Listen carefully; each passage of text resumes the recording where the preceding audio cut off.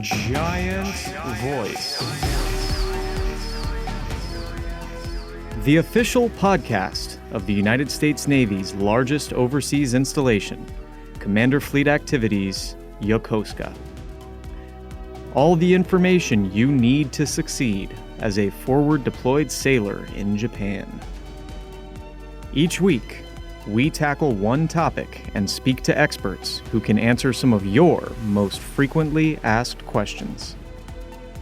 This is the Giant Voice Podcast.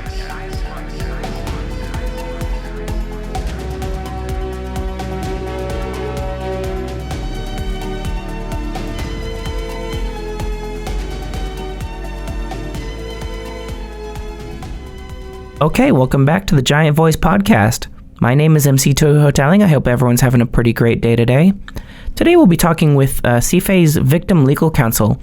They're in charge of keeping victims informed and making good decisions during the legal processes that are involved when some unfortunate incidents happen around base. It's a very selfless and very difficult job, and I wanted to treat it with some respect, so it's not going to be very jokey, it's going to be very informational, and I hope you guys learn a little bit about it because I think it's pretty fascinating what they do. Yeah, today we have Lieutenant Charles Moore and Commander Jason Kanayuki on, and we'll be talking about just sort of everything they do, their processes, what it's like, and what they offer and what they bring to the table for CFA.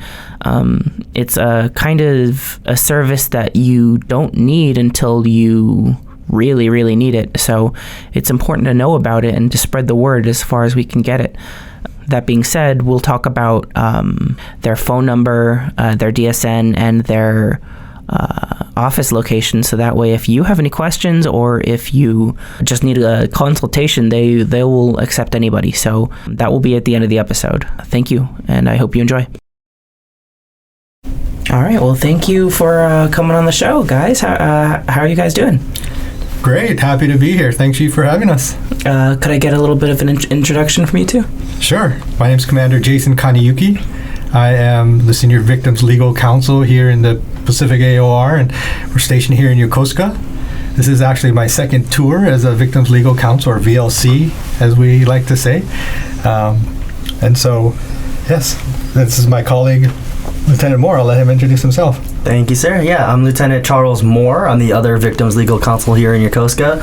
I've been in Yokosuka since around January 2020, fulfilling some other roles, but I've been a VLC since May of 2022. Wow, okay, so you're probably pretty experienced in all this, I assume, yeah? Yes, I am. Thank you.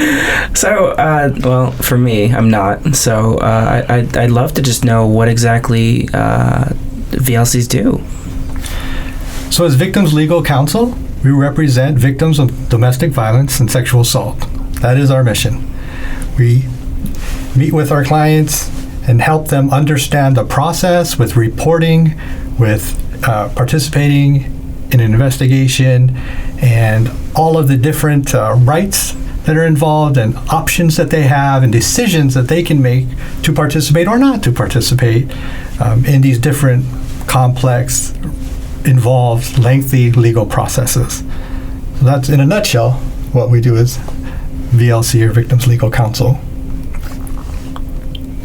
Got it. Okay, thank you. And I see it's written here that there's a question here that says, are you VLCs or are you Navy officers first? And I'm curious why you think that's something you want to ask. Yeah, so it's actually one of the kind of questions we tend to get from senior leadership, right? We tend to have two sides on our collar, Navy officer as well as Victims Legal Counsel, well, specifically JAGS, but Victims Legal Counsel in this case. Honestly, we're both. I mean, the reality is that the mission we've been given is to support and advocate for victims of domestic violence and sexual assault. And that mission was given to us by Navy leadership and really by Congress as well. And so I think when you look at it that way, any officer, any sailor who's been assigned that mission is going to do everything they can to support it and make sure they succeed in that mission, right? What's unique to us is as JAGs, that means we're attorneys. So we also have have this professional obligation to our clients to make sure we're communicating with them, to make sure we're not doing anything adverse to them, to make sure we're competent to be able to give them the legal advice they're looking for, and if we're not, to get the training in order to do so. And so it's really, once you combine those two elements, both us as Navy officers and us as professionals, as attorneys, as victims legal counsel, that combination is what ensures victims get the help they need and the help that they want. Thank you. And I think it's pretty clear, but in your words, why do you think your job is important? It's really important, I think, because we're empowering victims, right? Someone who's gone through some traumatic, usually one of the most traumatic experiences of their life, and they've now had to make a report, talk about it, relive it in a sense. And so it's important that they have a voice, that they're given back some of their power so that they can, reclaim some of what was lost, and that they have a voice now in what's going to happen going forward, be it participating, making a report with NCIS or not. And that's one of the things that we make very clear to our clients, that they're the decision makers. I may be in 05 and Lieutenant Moore here, right, is in 03, but we work for them. Our job is to provide them with the best advice about their case and their specific situation based on the facts of their case and on the law and on Navy's rules and regulations and our own training and experience, so they can figure out what's best for them. I'm not here to tell anyone what's best for them because I don't know, right? Right. Only they know what's best for them after they're fully informed, after they understand what all of their rights are, what all of their options are. Then they can make that decision. So that's really, I think, key in what we do in helping our clients. Yeah, that's kind of something I wanted to ask too. Like, that probably requires a lot of nuance, right? Making sure that you're not like you're making, like, part of your job requires people to relive this stuff. How do you balance that?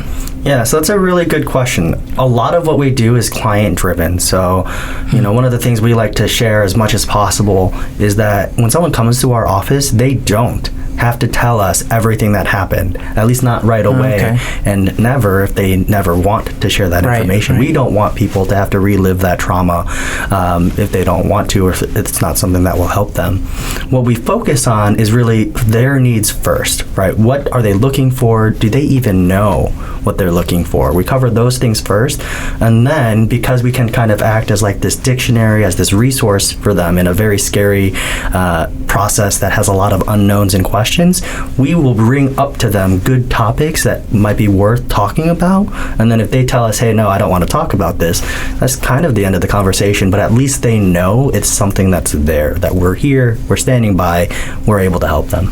So a big part of it's in informing the clients too, right? Exactly, yeah. That's honestly one of the biggest hurdles, is just making sure they're informed and at least they have the option of getting more information if they want it. I see. Okay. So what do you tell commands when someone goes to your office? Like, what are you liable to say, I guess? So short answer is nothing in the beginning. Okay. Because again, as Lieutenant Moore said, everything's client driven. Mm-hmm. So unless a client gives me permission to reveal any information, we don't. All of our conversations are confidential and privileged. And so we don't reveal anything about our clients, including, appointments, appointment times, anything like that, without our client's consent. Okay, all right. And if you could say something to someone who's, maybe nervous about all of this, what would you say? Yeah, so if someone's nervous or scared to come to our office, I think the simple answer is, they shouldn't be. It's a little bit too simple, right, though? So, yeah. But if we go back to how client-driven everything is, the fact that we don't tell commands anything without their permission, what I'd tell someone is that they're the boss. It's a very unique situation where someone who might be, a seaman or E1, E2, E3, they're going to come to an office and they're going to have an 03, or in Commander Kaneyuki's case, an 05, that they're the one deciding what that 03 and 05 are doing. Right, we don't do anything without our client's consent, and so when they come into my office, effectively speaking, like they're my commanding officer for that conversation. I need their approval and their consent to do anything, and if they're scared about that, they can always end the conversation early. Got it. So how do you interact with SAPR VAs, SARCs, people like that, and in terms of what you do? It's a good question. I like to think of it as we're one big team, right? We're all there to support and help our clients through these processes, and helping them again understand and exercise their rights so that they can do what's best for them. But again, it goes back to, as we've been sort of the theme here, right? It's all about consent. So that's one of the things we'll talk about up front. Hey, are you okay with me talking to the SARC sort of about your support needs and things that you may need that aren't in my lane, right? We deal with the legal issues, right? Focusing on NCIS investigation, focusing on safety. Is there a need for an MPO, military protective order, or no contact order? Is the client interested in a transfer? And so, those are sort of some of the bread and butter issues that we tackle right off the bat. But, again, we're a team. We try to foster that environment with SARC and the VAs, and so that, again, the client is getting seamless, smooth services and support that they need. Thank you. And do you have any advice for leaders, deck plate leaders, senior leadership? Sure. I'd say for senior leaders, it's really just support your sailor, right?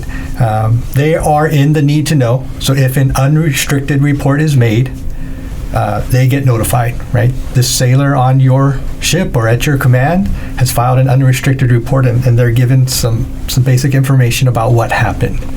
And so, again, they're in the need to know. And so one of the things we do, if one of our clients come to us and ask for our help, we send a notice of representation, and that would go to their CO as well as to other people involved in these processes. And we're just letting them know that, hey, we're here to support you as the captain or leader of your unit. And, with the understanding that there are going to be times when they're going to have appointments, they're going to have things that they need to go to. And so, again, we're just asking them to understand that, again, they're dealing with trauma, whether it's visible or, it's outward or inward, right? Everyone who makes a report, they're having to deal with that trauma, with what happened to them. And so we just really try to help them understand that. And I think they get great training as commanding officers, right? It's part of their pipeline. But yeah, that's my advice really, is just to support your sailors, work with us, and as much as we can, right? As much as we can reveal or talk about. And I found that most SEALs are very receptive to our communications and to when we reach out and ask for help, or hey, our sailor's having a hard time, they need help in either seeking mental health services, counseling services, or maybe even going TAD for a little bit. And so I think for senior leaders, it's just understanding kind of that dynamic, that they're going to need that help, they're going to need some time, and really just being flexible in granting that for them. Yeah, it's a little different though when talking about deck plate leaders, and part of that difficulty comes from the fact that when dealing with reports of sexual assault, domestic violence, the deck plate leaders may not automatically be in that need to know category. When a report comes through, the people who are informed right away, it's going to be the triad, but someone's LPO, their LCPO, their DIVO, they're not going to be included in that report, so they might not know anything's happening. And if they do, it might just be one of those deck plate leaders and not all three, or not multiple. What I'd recommend to deck plate leaders is, if you have a sailor who had the confidence or strength to come to you with their issue, similar message. Be supportive, understand that they're going to have a lot of appointments, a lot of trauma that they're trying to deal with, and they may need support with that, but they may not want you to share that with other deck plate leaders. And so you should know that maybe that's an issue you have to go straight to CMC if it's an enlisted, or straight to EXO with if it's an officer. But the other aspect is if, you find out that the reason they're going to all these appointments is because they're working with the CMC or XO to go to these appointments, I wouldn't take it personal. A lot of times victims have to tell so many people that they're a victim, and they don't want anyone else to know. And so it's not a reflection of the deck plate leader or their leadership that someone didn't want to tell them. It's really just that individual trying to maintain their privacy as much as possible in a situation where they may have already had to tell more people than they would have wanted to in the first place. Got it. Thank you. So I'm curious. Could you tell me a little bit about the kind of timeline of events when you get word about an incident happening? Like at what point would the victim start walking to your office? What should they expect? Yeah, absolutely. So when an incident occurs, we're actually not allowed to go out and bother a victim to be like, hey, you should come talk to our office. Right, yeah. But if they're looking to speak with our office, we try to, one, make sure it and check and see if there's any immediate concerns, if there's safety concerns, or if there's a need for a military protective order or anything along those lines. We'll try to speak with that person quite literally as soon as they are available to meet with us. If it's something that they're not necessarily in a rush or they have other issues they need to work through first, we'll try to meet with them within that first 24 hours or as soon as they're next available. We want to make sure they're getting the help they need as quickly as possible. Here in Yokosuka, it's really nice because there are two of us, so almost at any given point in time, one of us is going to be available. Right, and what about other branches? Do they have VLCs? They do. So Congress has mandated that every branch of the military will have either victim legal counsel. Some of the other branches call them special legal counsel or special victims counsel. So yes, every branch in the military has specialized, certified, trained JEGs who will represent victims of sexual assault and domestic violence. And it's important to note that although we're Navy Victims Legal Counsel, we will do a consult. We'll see anyone that walks in our door, right? We're not going to turn someone away to say, hey, sorry, you're wearing it, sorry, airman, we're not going to see you, or soldier. So your door is open to anybody? Our door is open to anyone. Now, there's a policy between the services that each service will have a right of first refusal to represent or to help their own service member. But with that initial contact, with initial information, meeting, we definitely will sit down with anyone that needs help. And at least maybe try to steer them in the right direction. Absolutely. Got it. And I think this is the most important question. How can someone contact you guys? Yeah, so we're always available. We're actually located on the third deck of the CRC building, the same building that has the library right across from the commissary on base in Yokosuka. You can always find us there, but on one of our offices, room 330 and room 331. We accept walk-ins. We've had a few in the past. But normally people tend to get in contact with us either through email or through the Sarker VAs.